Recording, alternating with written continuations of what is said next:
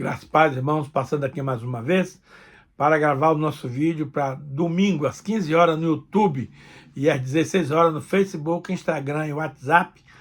Você vai ouvir essa mensagem que vai muito edificar a sua vida. Mas antes de gravar a palavra, eu quero pedir a Deus que me unja com o seu Santo Espírito, para que essa palavra seja poderosa para edificar aqueles que vão escutar.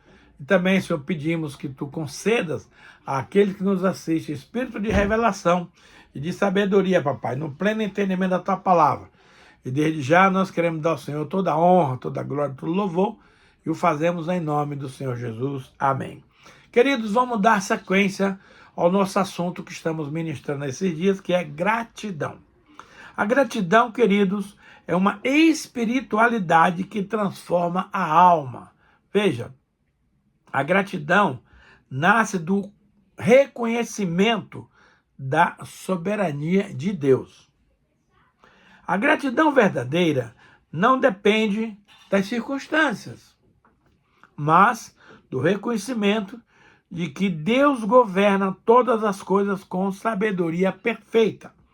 Quem crê na sabedoria divina aprende a agradecer, inclusive em tempos diversos. Então, veja bem, a gratidão verdadeira, ela não depende das circunstâncias. Ah, mas tal coisa não deu certo. Não interessa. Você tem que ser grato. Ministrei na semana passada que todas as coisas, boas ou ruins, cooperam para o bem daqueles que amam a Deus. E dei um exemplo da minha vida, que são muitas bênçãos que eu tenho recebido em nome de Romanos 8, 28. Agora aqui diz que nós precisamos ter o reconhecimento, isso é muito sério, de que Deus governa todas as coisas com sabedoria perfeita. Ah, mas o resultado de tal coisa não foi bom. Não foi bom para você, mas Deus sabe que lá na frente Ele vai transformar isso em bênção. É maravilhoso. Quem crê na sabedoria divina, eu creio, aprende a agradecer, inclusive em tempos adversos. Acabei de falar sobre isso. Olha, Romanos 11:36 diz o seguinte, presta atenção. Porque dele, por meio dele e para a ele são todas as coisas. Vamos repetir.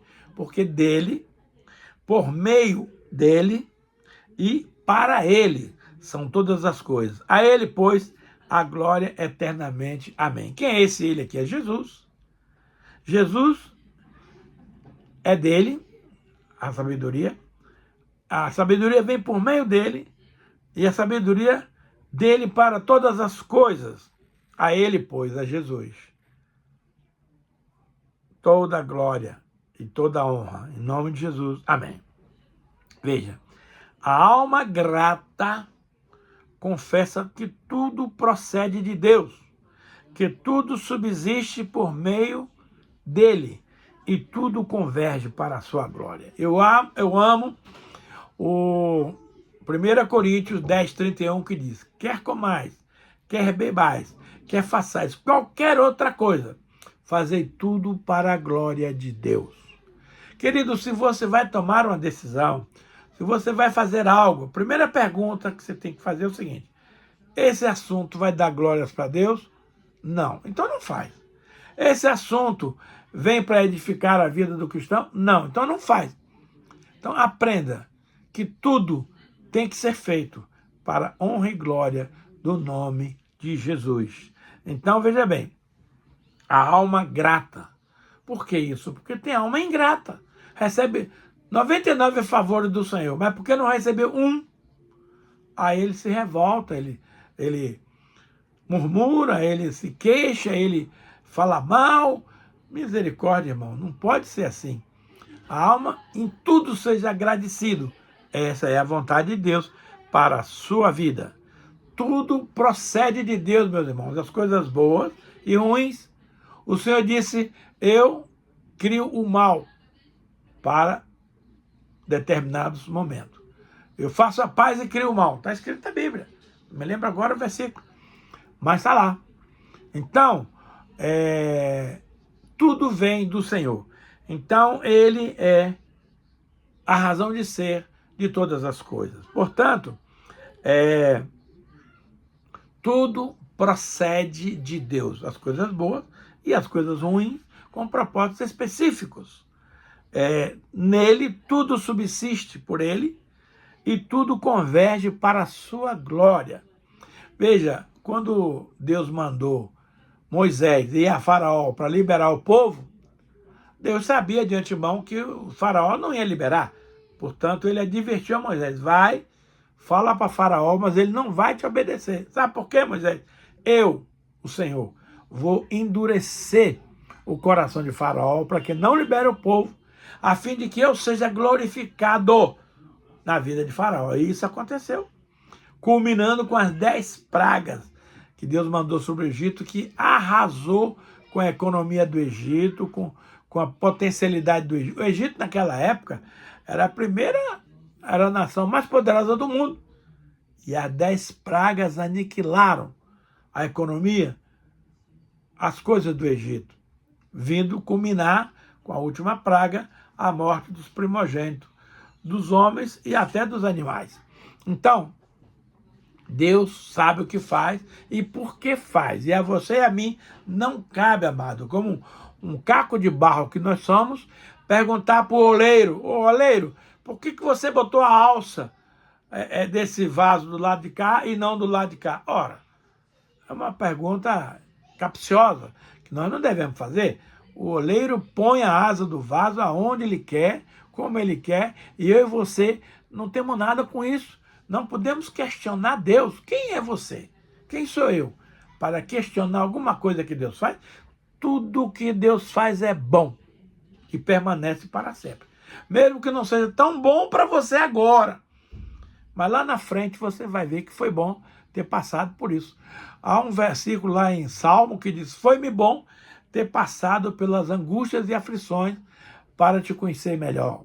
Se não fosse passar por lutas e tribulações, hoje você não reconheceria quem é Deus na sua vida e na minha vida. Então, veja só, nós precisamos entender que tudo vem de Deus, o que é bom e o que é ruim. O diabo não tem direito na sua vida nem na minha vida se o Senhor não lhe conceder permissão. Quando Satanás se apresentou diante de Deus para questionar a fidelidade de Jó, Deus falou assim: olha aqui, cara, ele está na tua mão, toca nos bens dele. Meus amados, Jó, num só dia, perdeu tudo que ele tinha. Ele era o cara mais rico do Oriente. Mas Jó falou: Deus deu, Deus tomou.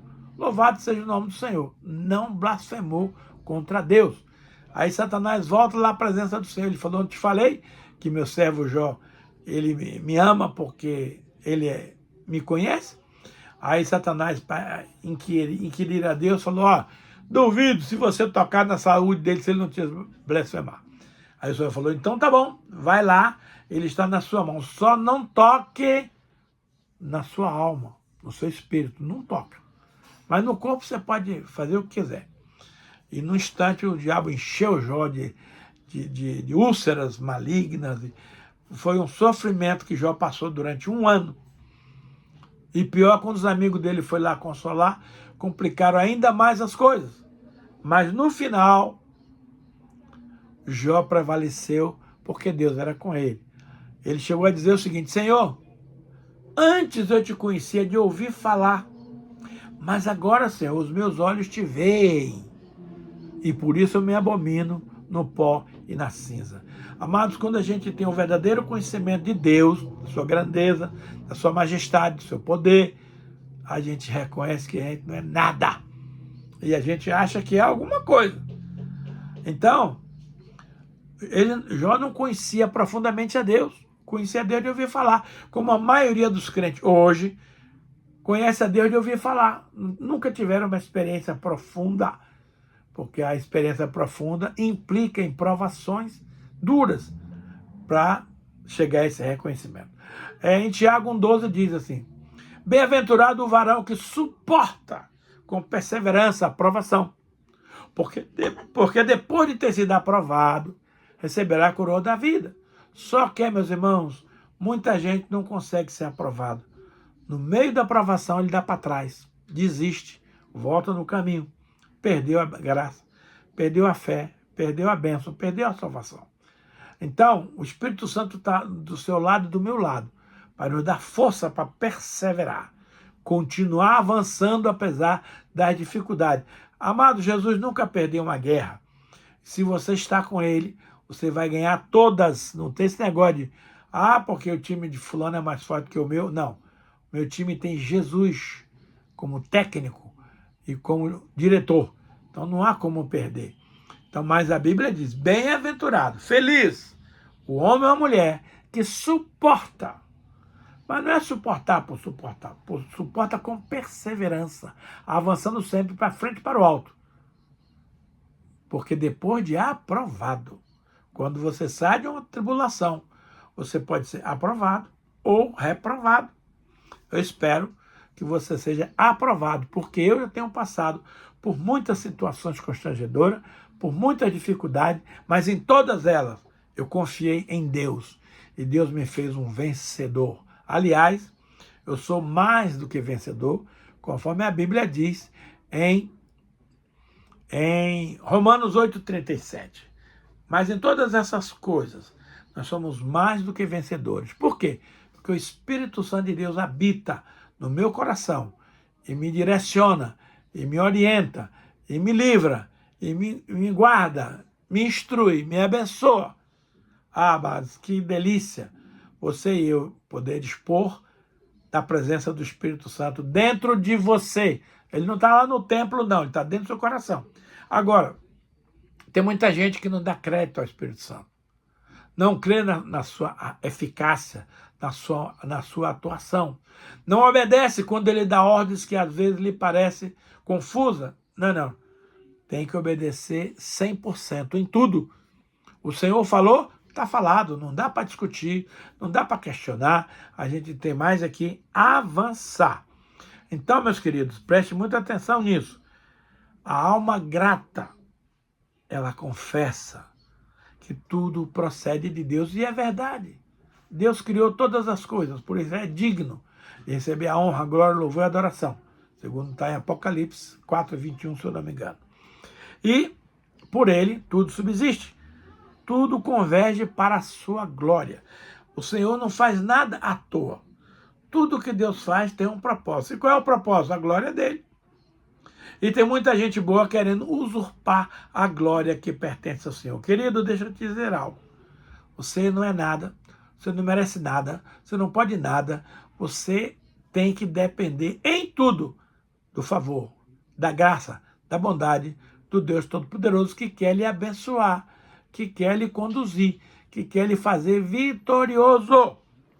Muito bem, a gratidão é uma evidência de decadência espiritual. A ingratidão, presta atenção, a ingratidão é uma evidência de decadência espiritual.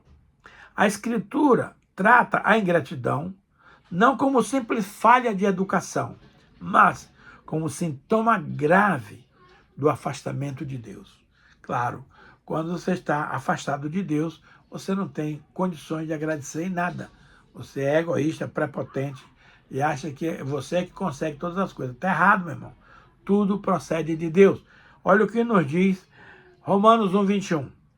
Porquanto, tendo conhecimento de Deus, não o glorificaram como Deus, nem lhe deram graças. Antes, se tornaram nulos em seus próprios raciocínios, obscurecendo-se-lhes o coração insensato. Meu Deus, esse tema de Romanos 1:21 fala da depravação humana, de como o homem se afastou de Deus, como o homem se tornou egoísta e graves consequências vieram sobre esse mesmo homem. Então veja, quando o coração deixa de agradecer, ele começa a obscurecer-se espiritualmente.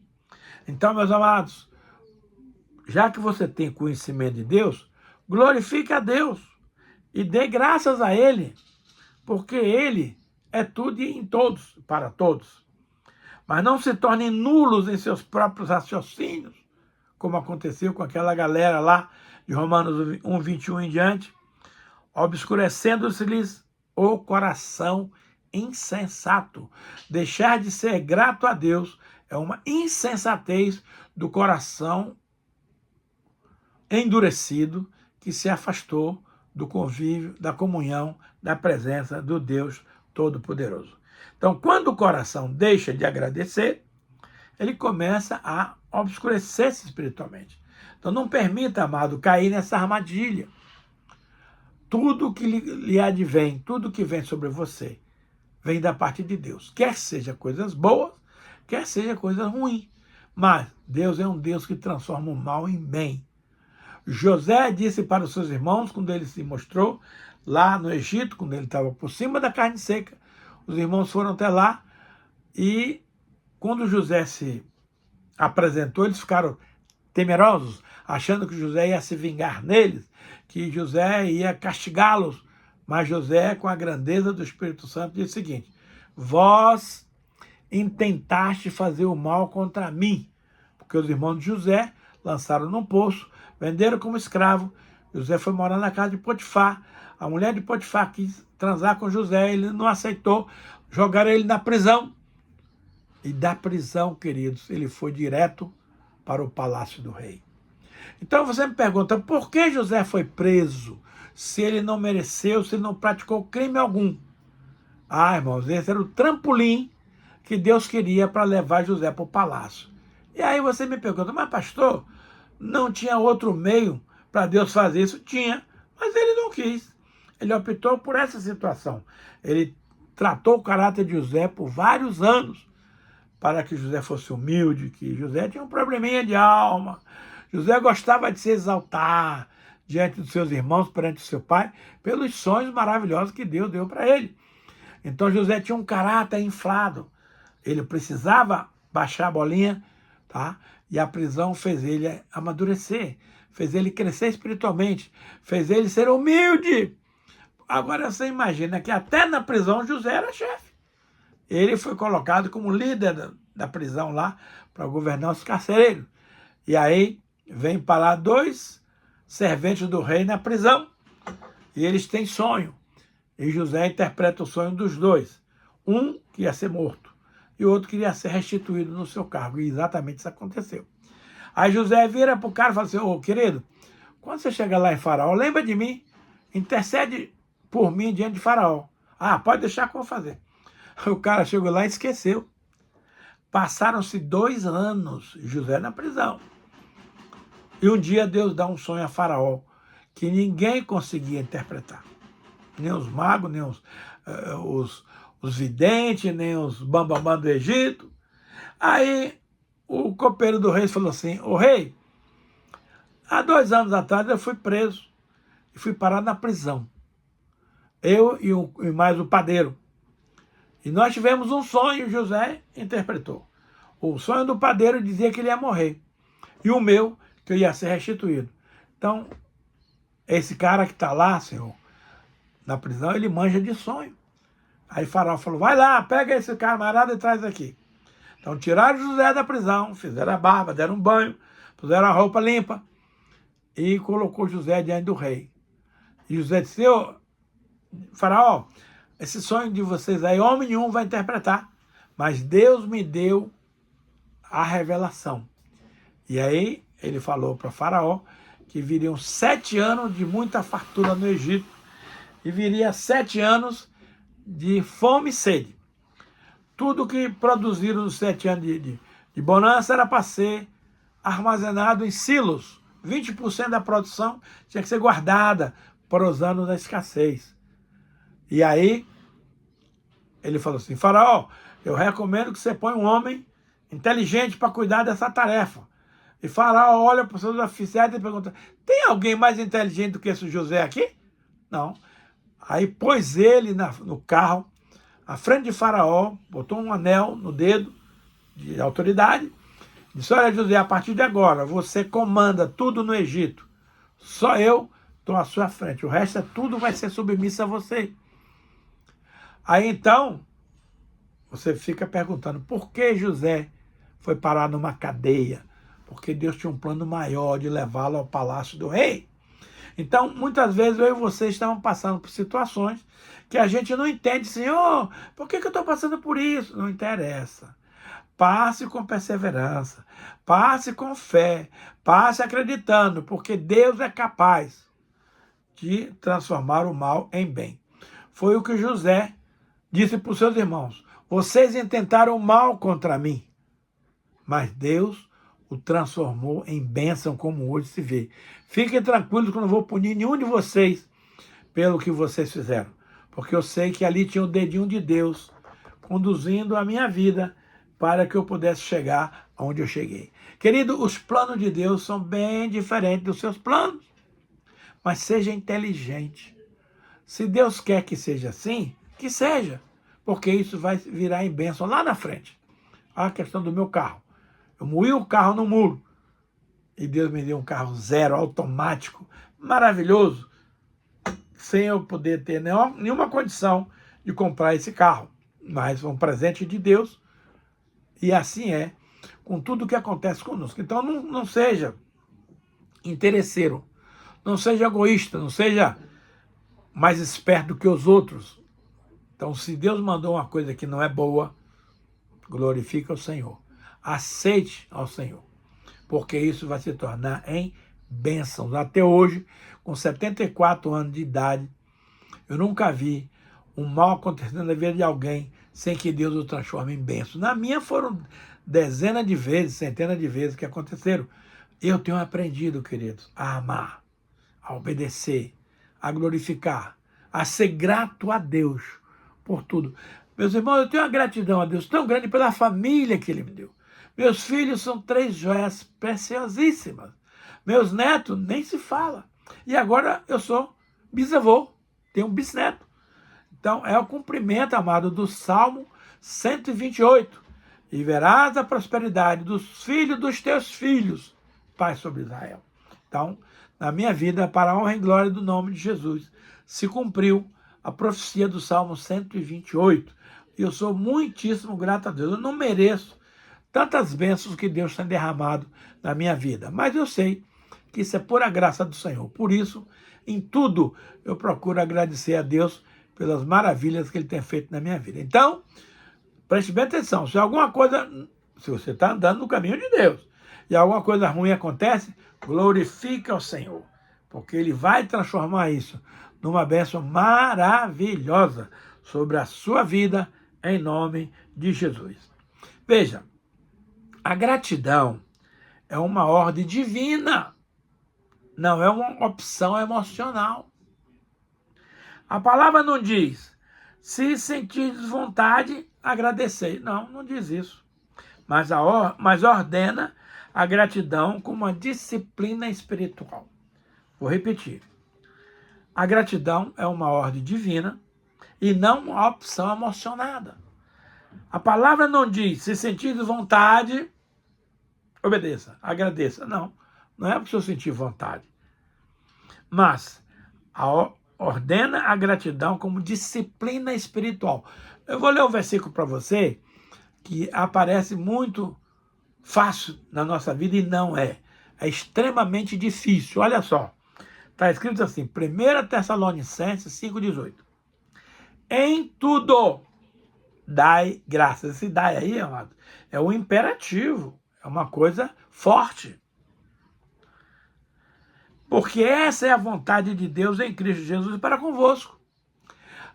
Em muitas coisas é bom dar graça, é maravilhoso. Aumente o salário, saúde, unção, uma igreja maravilhosa. Tudo é motivo de dar graça. E quando a coisa fica ruim, tem que dar graça também. Aí, meus irmãos, você tem uma guerra na sua alma, porque a alma é egoísta. A alma, ela só quer o bom conforto. Não, Deus está interessado no confronto. Ele quer te tirar da zona de conforto para você aprender a depender de Deus. Querido, se o ar que eu respiro, Deus cortar, eu morro na hora. Você também. Então, até o ar que eu e você respiramos vem do Senhor. E você não passa sem Ele. A água que eu e você bebemos vem de Deus. É Deus que proveu as águas. Embora existam as companhias de água que tratam a água, que levam água encanada para sua casa, são ações humanas, mas o bem líquido, a água, é um presente de Deus. Água, ar, fogo é um presente de Deus. Sem fogo você não tem vida abundante. O fogo serve para muitas coisas, inclusive para nos purificar do pecado. Às vezes você vai passar uma fornalha de aflição. Está escrito na Bíblia que não temos as coisas que há de sofrer, porque vocês serão lançados ao fogo, vão ser presos por 10 dias, mas depois de ter sido aprovado, receberão a coroa da vida. Então, o céu é de graça, irmão, mas custa caro. Você tem que negar a você mesmo, você tem que crer. Eu fico impressionado com a atitude de Abraão. Abraão era filho de Terá, morava numa terra muito idólatra, seus pais comercializavam imagem de escultura, mas Abraão nunca se meteu com isso. Abraão sempre foi um criador de gado, de ovelhas, e Deus resolve tirar Abraão dessa família, desta terra, desse lugar, e diga, vai para um lugar que eu te mostrarei. A pergunta é, onde é esse lugar, Senhor? Vai caminhando que eu te mostro. Gente, hoje, quando nós temos tantas provas bíblicas, nós temos o Espírito Santo morando dentro de nós, e a gente tem dificuldade de obedecer.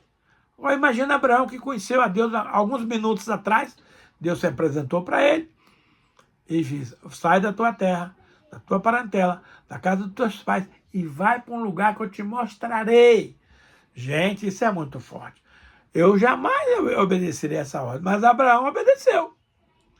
E por isso ele foi chamado pai da fé, porque Abraão obedeceu a Deus em tudo, embora tenha cometido alguns deslizes, como você e eu cometemos, mas nem por isso ele deixou de ser o pai da fé. Como Davi fez tantas baboseiras, e no final Deus fala assim, Davi, um homem segundo o meu coração.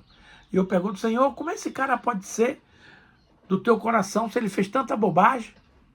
Não interessa. Davi era um homem com suas fraquezas, com suas virtudes, mas o Davi tinha uma virtude. Ele, quando reconhecia o seu erro, ele se humilhava, pedia perdão, voltava atrás. Não era como Saul, que tinha o pescocinho duro e que sempre culpava alguém pelos seus erros. Davi não. Davi sempre aceitou as coisas com naturalidade. Quando Davi estava fugindo do seu filho Absalão, apareceu um camarada no caminho, blasfemando contra ele, xingando ele, jogando terra nele. E um dos secretários de Davi falou, Davi, você quer que eu mate esse cara? Falou, não, deixa quieto. Quem sabe se não foi Deus que mandou ele fazer isso? Olha só, irmãos, que percepção. Ele deixou o cara caminho afora, xingando ele, blasfemando dele, jogando pedra, jogando terra. Deixa aí. Quem sabe se não foi Deus que mandou. E foi. Ele teve essa grandeza de entender isso e aceitou de bom grado.